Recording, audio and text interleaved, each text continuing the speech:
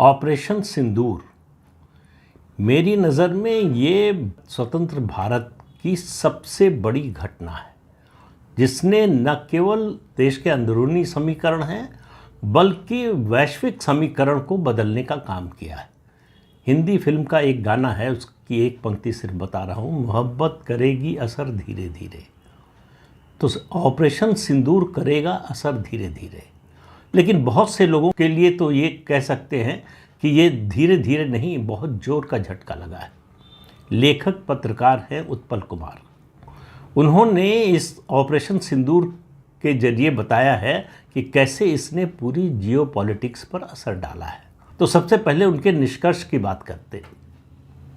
उन्होंने कहा है कि इस ऑपरेशन से चीन और अमेरिका दोनों को धक्का लगा है, लेकिन सबसे ज़्यादा घाटे में रहा है ट्रंप का अमेरिका।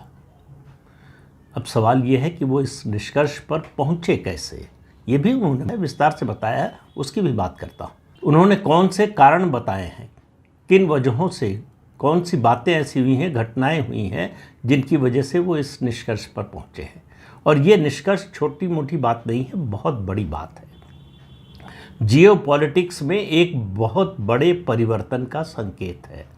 तो अपने लेख की शुरुआत अमेरिका के पूर्व सेक्रेटरी ऑफ स्टेट और जो 70s से अब तक मेरा मानना है कि सबसे प्रभावशाली सेक्रेटरी ऑफ स्टेट रहे, हेनरी किसिंजर, उनकी एक बात का उदाहरण देते हुए करते हैं। हेनरी किसिंजर ने कहा था कि it may be dangerous to be America's enemy but to be America's friend is fatal. तो आप इससे समझ लीजिए, सीधा सीधा सा इसका मतलब है कि अमेरिका की न तो दुश्मनी अच्छी है न दोस्ती अच्छी है, घाटा दोनों में है।